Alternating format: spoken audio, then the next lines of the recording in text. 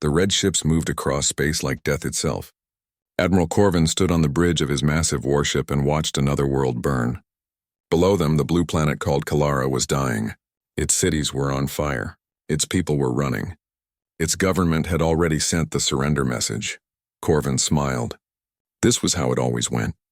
The Zephyrian hegemony arrives. The local species tries to fight.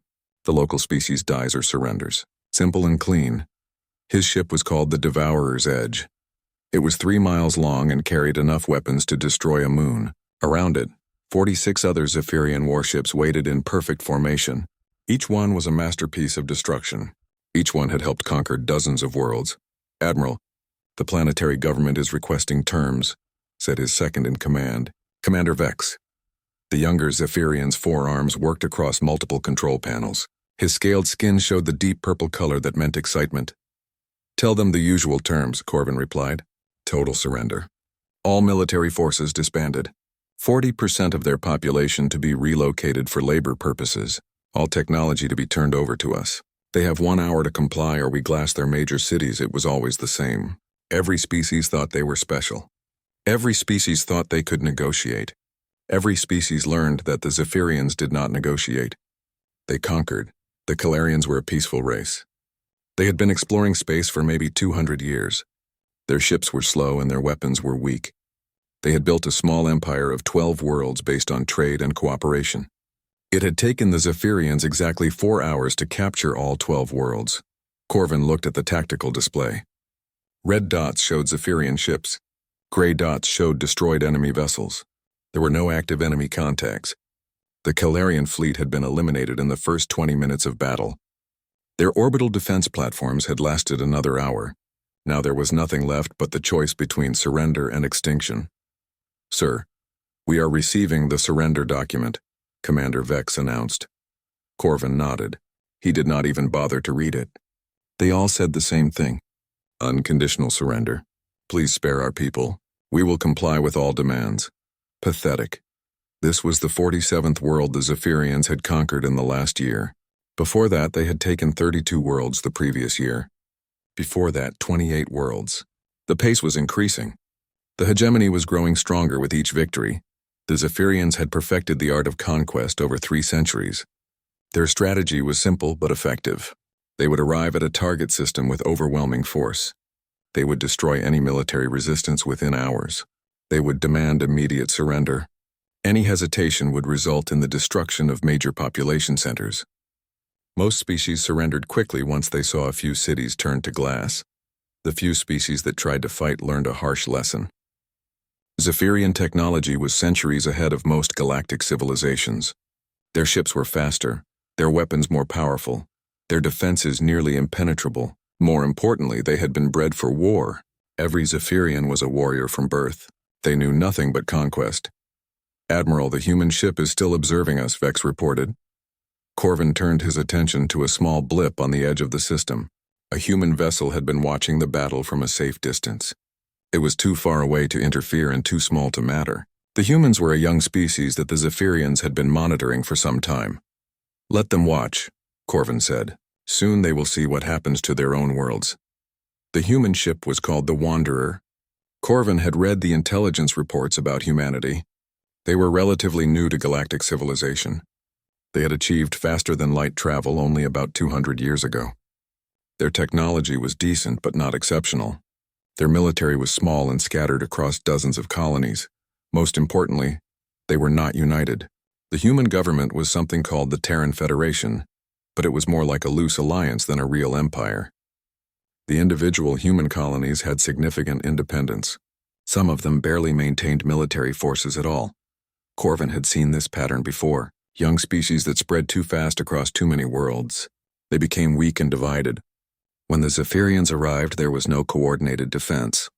Each world would try to fight alone, and each world would fall alone. The Kalarian surrender was now complete. Zephyrian transport ships began landing on the planet's surface. Within days, the processing would begin. Useful individuals would be identified and relocated. Resources would be cataloged and shipped to Zephyrian core worlds. The planet itself would become another administrative unit in the hegemony.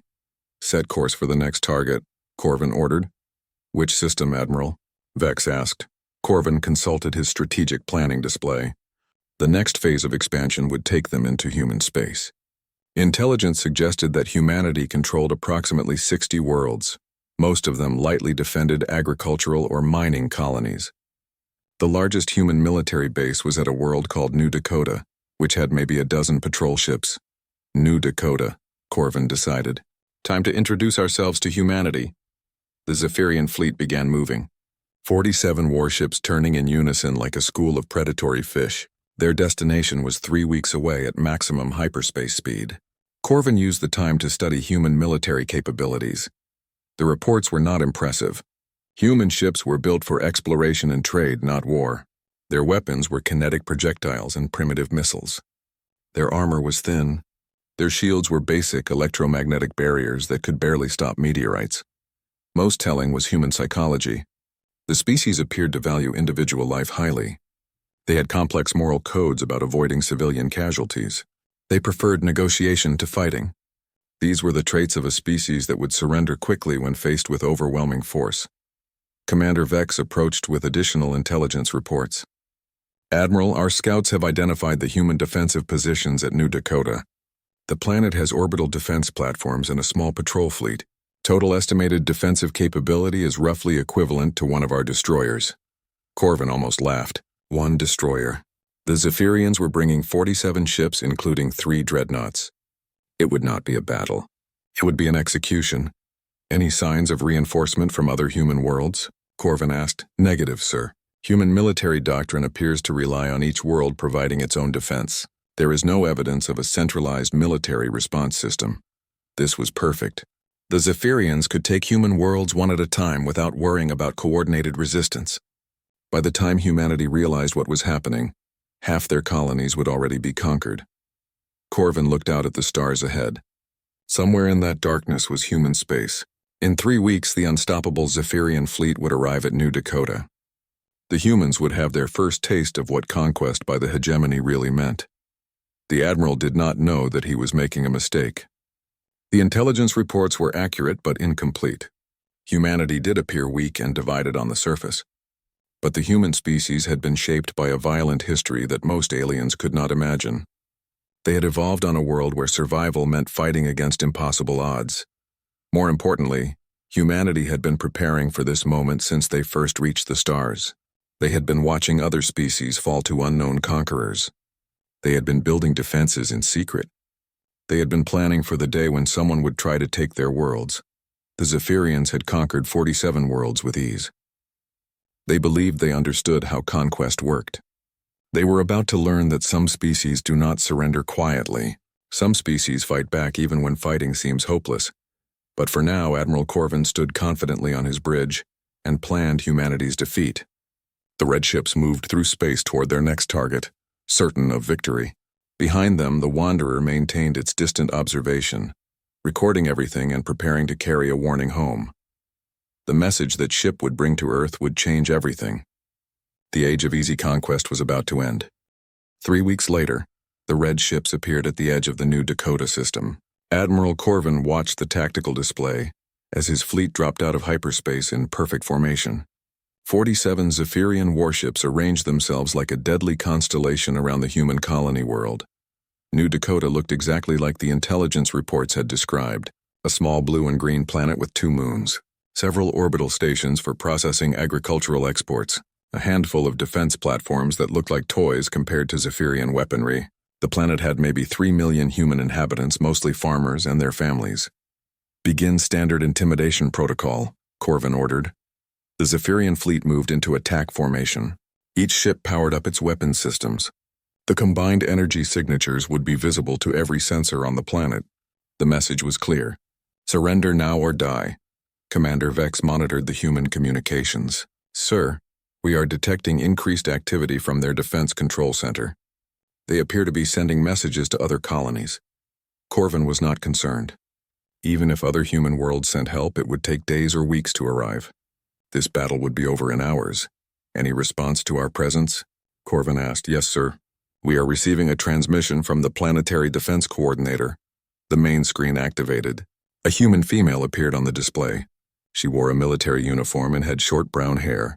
Her expression was calm but determined. Behind her, other humans worked at control stations.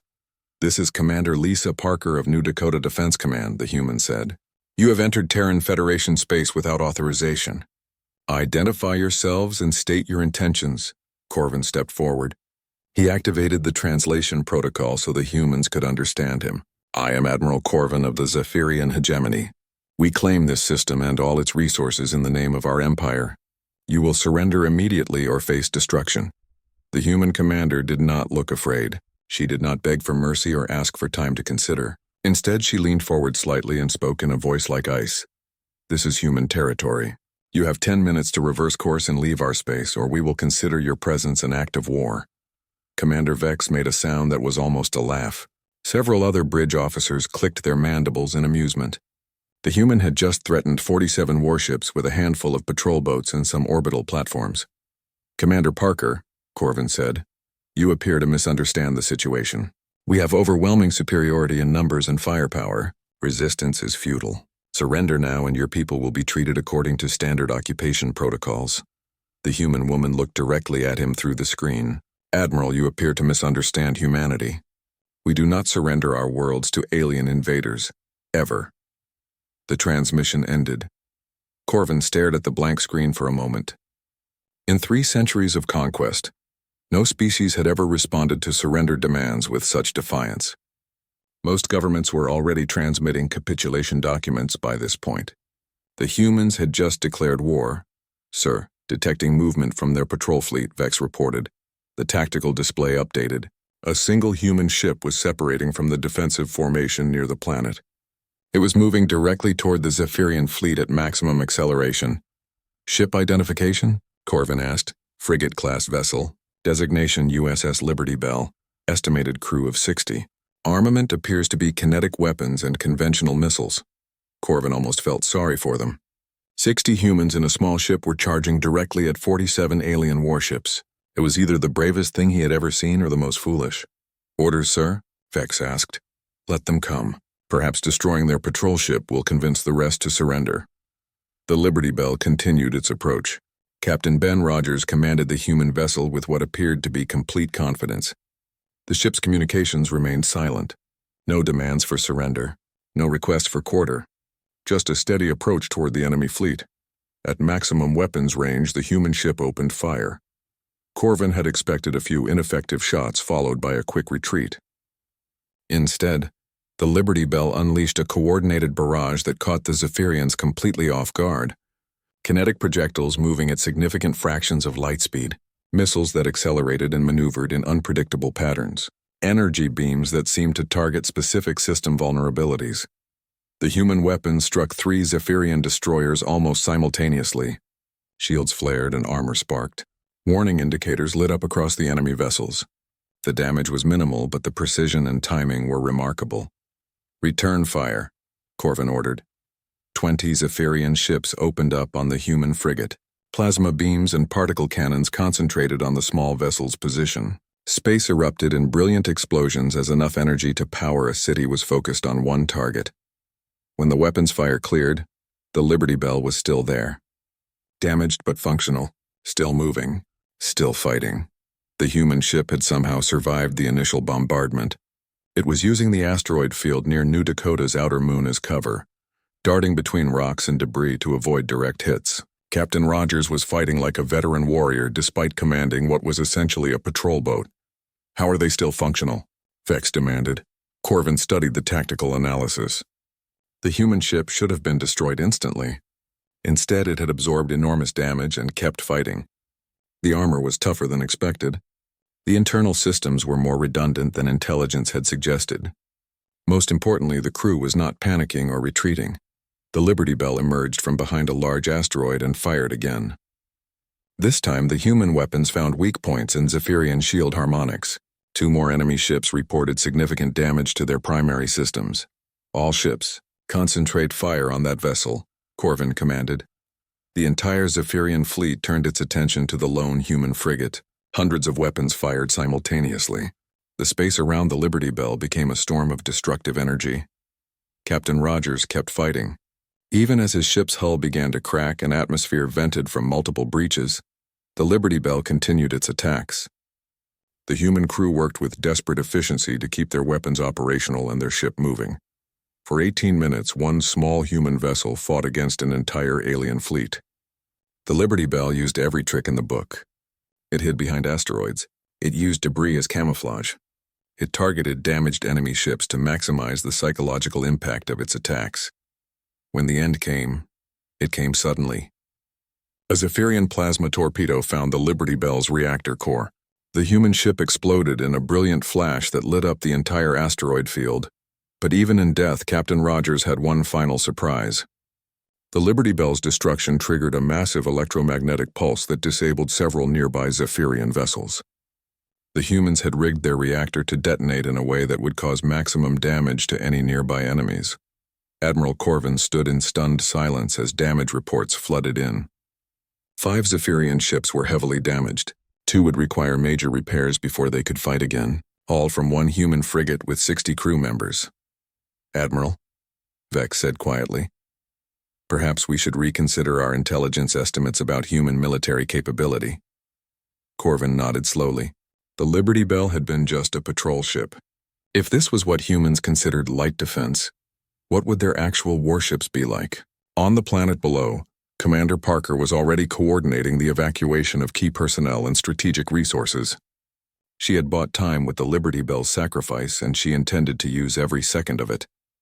The humans were not behaving like any species the Zephyrians had encountered before. They were not surrendering. They were not negotiating. They were fighting with a determination that bordered on madness. More importantly, they were transmitting everything that was happening to other human colonies. The entire Terran Federation would know about the Zephyrian attack within hours. They would know that the invaders could be hurt. They would know that resistance was possible. Admiral Corvin had wanted to make an example of New Dakota. Instead, he had given humanity something far more dangerous. He had given them a martyred hero and proof that the unstoppable Zephyrian fleet could be stopped. The invasion of human space had begun, but it was not going according to plan. The red ships moved toward New Dakota to complete their conquest. But Admiral Corvin was no longer certain that humanity would be as easy to defeat as his intelligence reports had suggested. In the wreckage of the Liberty Bell, Captain Rogers and his crew had sent a message that would echo across human space. They had shown that 60 humans in a small ship could stand against an entire alien fleet and make them pay. For every inch of space, the Zephyrians were about to learn that conquering humanity would be unlike any war they had ever fought. The message arrived at Earth 3 hours after the Liberty Bell died. Captain Jake Morrison of the reconnaissance ship Wanderer had transmitted everything he witnessed at New Dakota. The video files showed the Zephyrian fleet arriving in overwhelming numbers. They showed Commander Lisa Parker's defiant response. Most importantly, they showed Captain Ben Rogers and his crew fighting against impossible odds. Admiral Susan Blake received the transmission at Fleet Command headquarters in Geneva. She watched the battle footage 3 times before calling an emergency meeting. The holographic display in the war room showed the tactical situation clearly. 47 alien warships had destroyed a human colony and were moving deeper into Federation space. President William Hayes arrived within the hour. He was a tall man with gray hair who had served in the military before entering politics. He understood what the footage meant. Humanity was at war with an enemy that had overwhelming technological superiority. "How long do we have?" Hayes asked. Admiral Blake manipulated the star chart. Red indicators showed known Zephyrian positions. Blue markers indicated human colonies. The pattern was clear. The aliens were following the major hyperspace routes toward Earth. Based on their current speed and trajectory, they will reach the inner colonies within 2 weeks, Blake reported.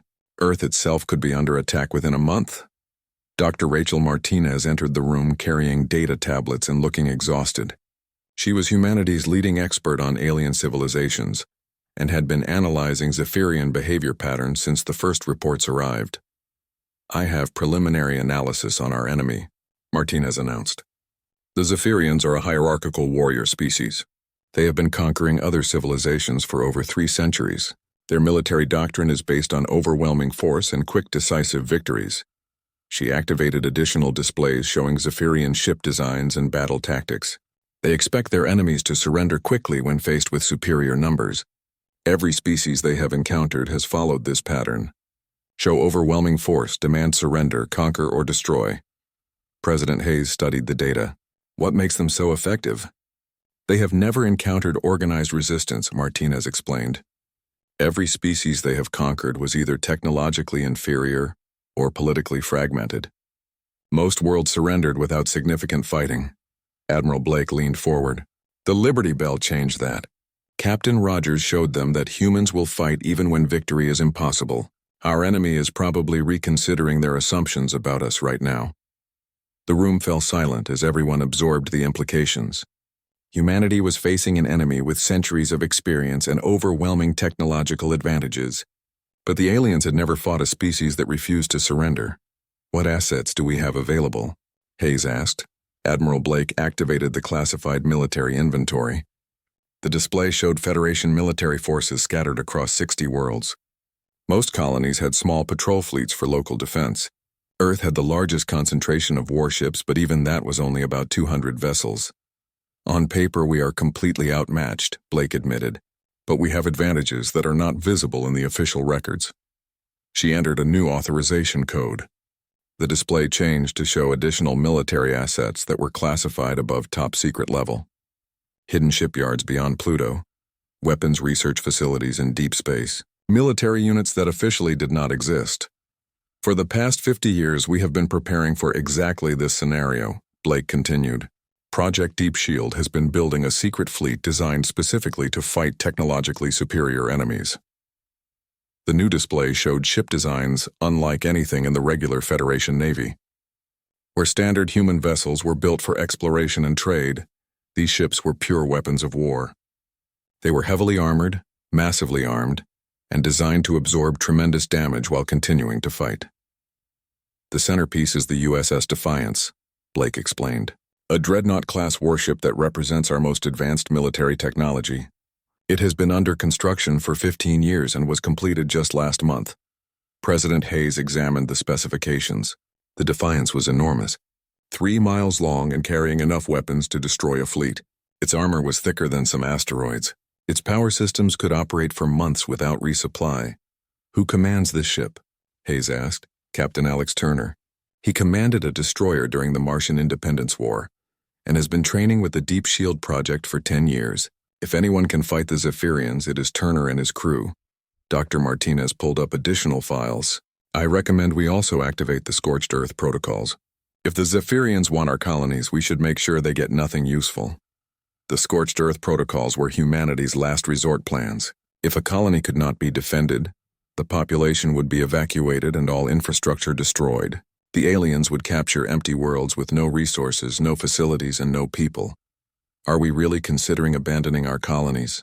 Hayes asked. Admiral Blake nodded grimly. We cannot defend every world against this enemy, but we can make conquest so expensive that they decide humanity is not worth the effort. The strategy was brutal, but logical. Humanity would trade space for time.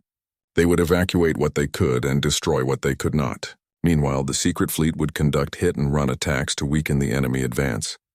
There is something else, Martinez added. The Zephyrians have conquered 47 worlds in the past year. They must be overextended. Their supply lines are probably stretched thin. If we can force them to fight a long war instead of quick conquests, we might find opportunities. Hayes made his decision. Activate Project Deep Shield. Begin evacuating the outer colonies. Captain Turner has full authority to engage the enemy as he sees fit.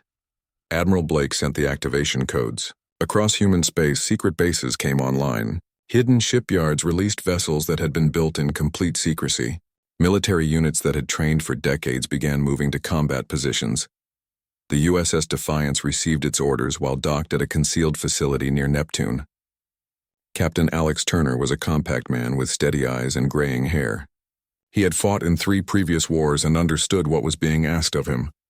All hands, this is the captain, Turner announced over the ship's communication system. We are at war with an alien empire that has conquered dozens of worlds. Our mission is to stop their advance into human space. We will likely be outnumbered and outgunned in every engagement. He paused for a moment before continuing. But we have something our enemy does not understand. We are human. We do not surrender. We do not retreat. We fight until we win or until we die. There is no third option. The Defiance began moving toward the Proxima Junction, a strategic hyperspace nexus that controlled access to the inner colonies. Intelligence suggested the Zephyrians would have to pass through that system to reach Earth. Turner planned to be waiting for them. Meanwhile, evacuation ships began arriving at the outer colonies. Civilian populations were relocated to safer worlds deeper in Federation space. Industrial facilities were dismantled or destroyed. Military equipment was either evacuated or rigged to explode when the aliens arrived. The Zephyrians would find empty worlds and booby traps instead of easy conquests. Every colony they captured would cost them time, resources, and ships. Humanity was preparing to fight a war of attrition against an enemy accustomed to quick victories. Dr. Martinez compiled intelligence reports on Zephyrian psychology and tactics. The aliens had never fought a species that grew stronger under pressure. They had never encountered an enemy that viewed retreat as a tactical choice rather than defeat. Most importantly, they had never faced humans who were fighting for their survival and the survival of their children. Captain Turner stood on the bridge of the Defiance as his ship approached the Proxima Junction. His crew of 800 humans represented the best of Federation military training. They had studied every available piece of intelligence about their enemy. They had trained for scenarios exactly like this one. The Zephyrians were coming with overwhelming force, expecting another easy victory. Instead, they would find a single human warship waiting in their path, a ship designed for one purpose: to prove that humanity would not go quietly into extinction. The real war was about to begin. The Zephyrian fleet had grown to 60 ships as it moved deeper into human space. Admiral Corvin had called for reinforcements after the unexpected resistance at New Dakota. The humans had shown they would fight, but fighting with courage and fighting with success were different things. The fleet approached the Proxima Junction with confidence restored. This hyperspace nexus was the gateway to humanity's inner colonies. Control it and the path to Earth would be wide open. Intelligence reports suggested the humans had no significant military presence in the area. Commander Vex monitored the long-range sensors as they prepared to drop out of hyperspace. "Admiral, we are detecting unusual energy signatures at our destination coordinates." Corvin frowned.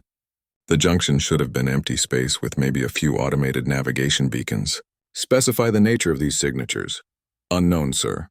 The energy patterns do not match any known civilian technology. Recommend we proceed with caution." The Admiral dismissed the concern. After New Dakota, his officers were seeing threats everywhere. One human patrol ship had made them all nervous. It was embarrassing. Proceed with the standard approach. All ships maintain formation. The Zephyrian fleet dropped out of hyperspace in perfect order. 60 red warships arranged themselves in a battle formation that had conquered dozens of worlds. The tactical display immediately began analyzing the local space. There was one contact. A single human vessel hung motionless in the center of the junction. It was massive, larger than any ship in the Zephyrian fleet. Dark armor plating covered its hull like scales on some ancient predator. Weapon ports dotted its surface in precise patterns. This was not a patrol ship or civilian vessel. This was a warship built for one purpose. "Ship identification," Corvin demanded. "Unknown class. Estimated length 3 miles. Mass comparable to our heaviest dreadnoughts. Energy signatures suggest massive power generation capability." Corvin studied the alien vessel. Human ship design was supposed to be focused on exploration and trade. This ship looked like it had been designed by someone who understood war at the deepest level. "Are they transmitting anything?" "Yes, sir. Audio message on multiple frequencies." The bridge speakers activated. A human male voice spoke with calm authority. "This is Captain Alex Turner of the Terran Defense Fleet. You have violated our territory and murdered our citizens. This ends here. Surrender now or we will destroy you." The bridge fell silent. One human ship was demanding the surrender of 60 Zephyrian warships. Either the humans were completely insane, or they knew something the Zephyrians did not.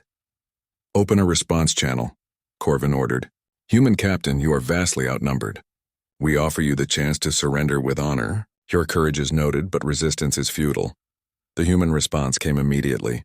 "Admiral, you misunderstand the situation. We are not here to surrender. We are here to stop you.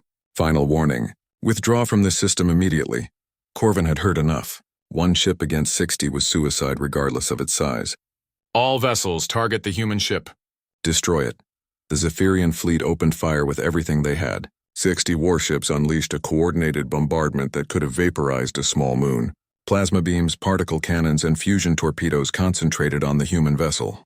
The space around it erupted in brilliant explosions as enough destructive energy to power a star was focused on one target. The weapons fire continued for 3 full minutes. When it finally stopped, the junction was filled with expanding clouds of superheated gas and electromagnetic interference. No ship could have survived that level of concentrated firepower. Target destroyed, Commander Vex reported. No active contacts detected. Admiral Corvin nodded with satisfaction. The humans had shown courage, but courage without sufficient firepower was just another form of suicide. The path to Earth was now open. All ships prepare to continue the advance, the sensor alert tone sounded. Vex stared at his displays in disbelief. Sir, contact re-established. The human ship is still active. The tactical screen updated. Through the dissipating energy clouds, the massive human warship was becoming visible again.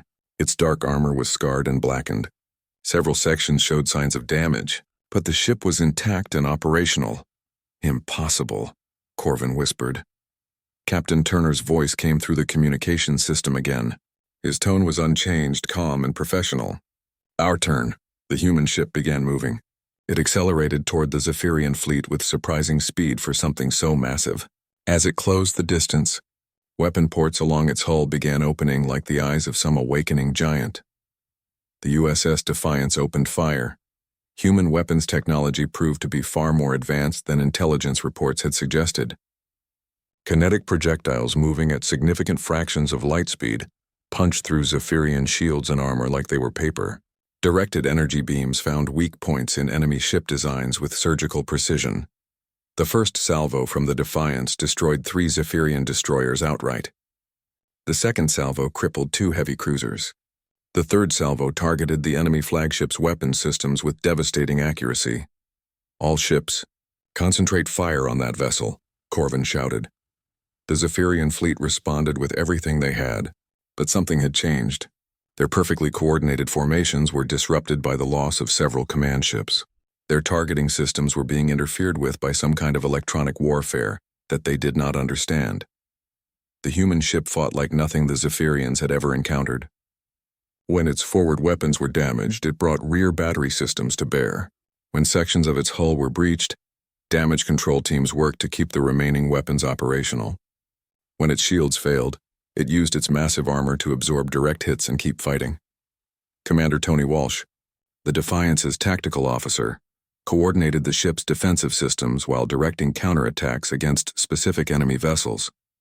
The human crew worked with mechanical precision, adapting their tactics in real time to exploit every weakness in Zephyrian formations. Sir, their ship is using our own destroyed vessels as cover, Vex reported. They are positioning themselves behind debris fields to limit our firing angles. Corvin watched in growing horror as his fleet was systematically dismantled. The humans were not just fighting with advanced technology, they were fighting with a level of tactical sophistication that suggested centuries of military experience. The Defiance maneuvered through the expanding battle zone like a predator among prey. Captain Turner used every piece of debris, every disabled enemy ship, every tactical advantage to maximum effect. When Zephyrian vessels tried to flank his position, he was already moving to counter their approach. Admiral, we have lost 15 ships, Vex announced. Another 8 are severely damaged and withdrawing from combat. 15 ships destroyed by one human vessel. It was unprecedented in Zephyrian military history. Their enemies were supposed to be inferior. Their victories were supposed to be certain. The battle continued for hours. The Defiance absorbed tremendous punishment but refused to stop fighting. Sections of its hull were blown away, revealing the internal structure beneath. Atmosphere vented from multiple breaches, but the humans kept their weapons firing and their engines running. Sir, detecting boarding pods, Vex reported urgently. The humans are launching assault teams against our damaged vessels. Lieutenant Colonel Diana Ross led Marine boarding parties against Zephyrian ships that had drifted too close to the Defiance. The human soldiers fought with a ferocity that terrified the alien crews.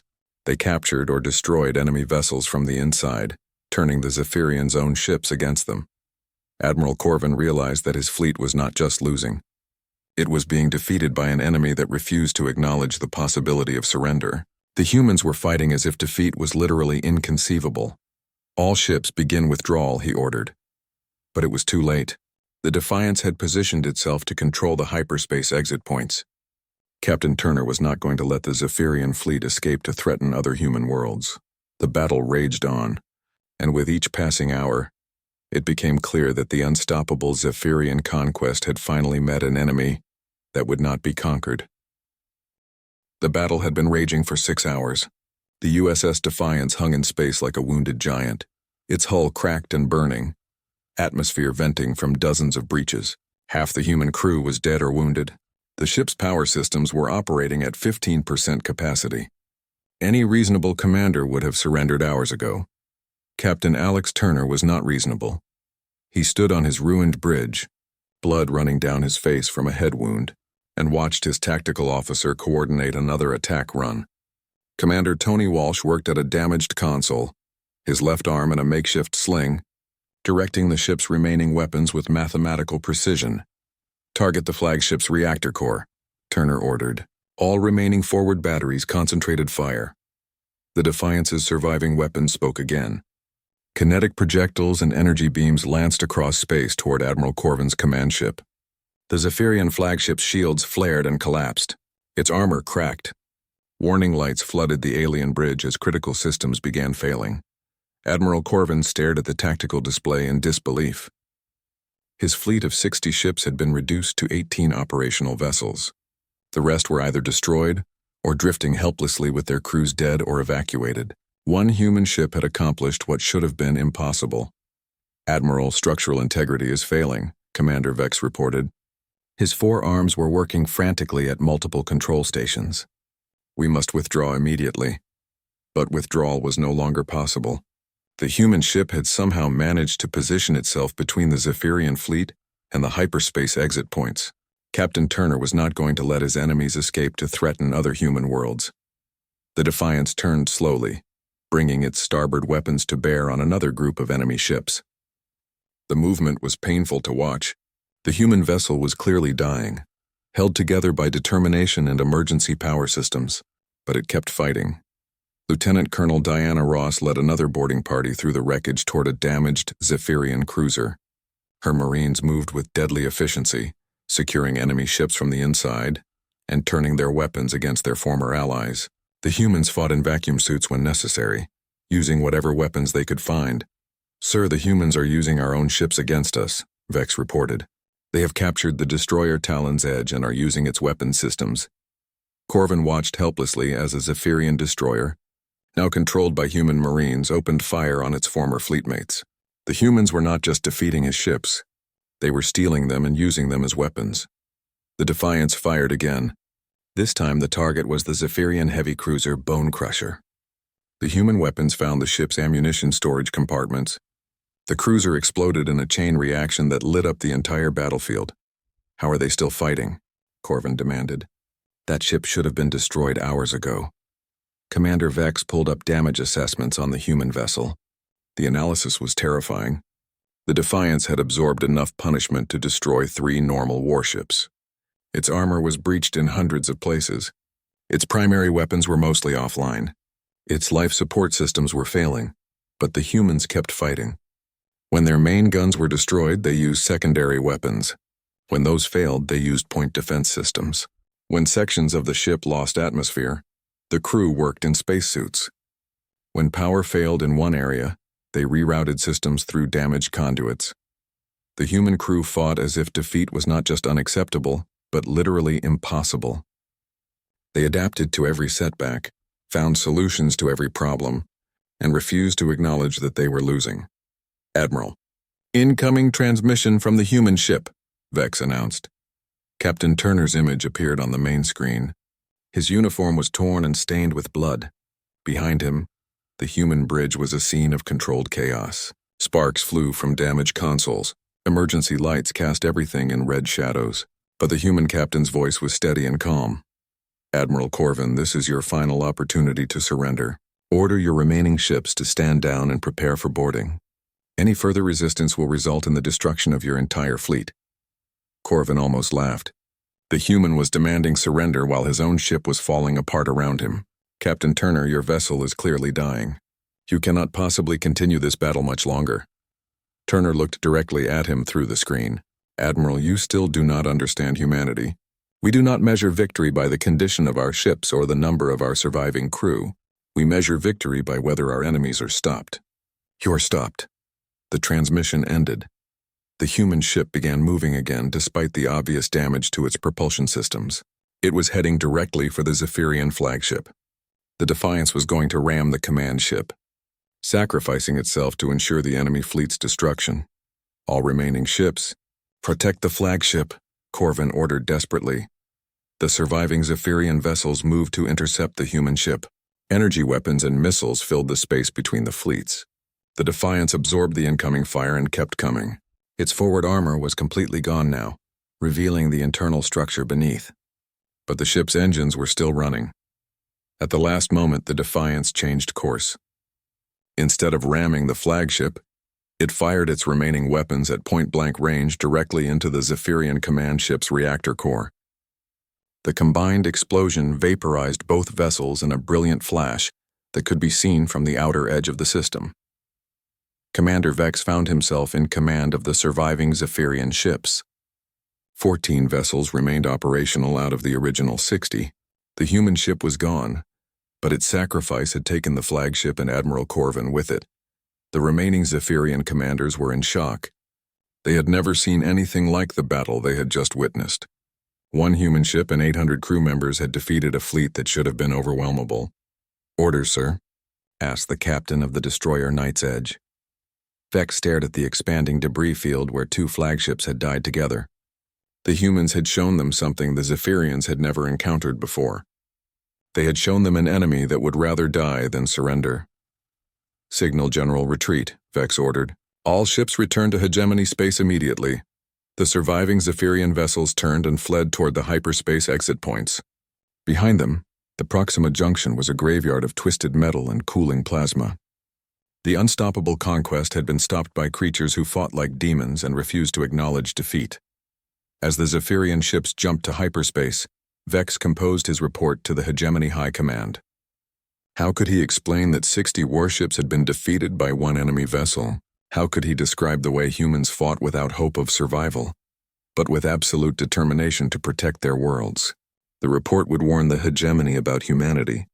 These creatures were not like other species. They did not surrender when faced with overwhelming odds. They did not negotiate when defeat seemed certain. They fought until they won, or until they died, and sometimes they managed to do both. The war that followed would reshape galactic civilization. Other species would learn about the battle at Proxima Junction. They would realize that the Zephyrian hegemony could be defeated. They would begin to resist. But it all started with Captain Alex Turner and the crew of the USS Defiance. 800 humans who stood against an empire and proved that some things are worth dying for. The galaxy's newest predators had learned that Earth's children were more dangerous than anyone had imagined. The age of easy conquest was over. The age of human defiance had begun.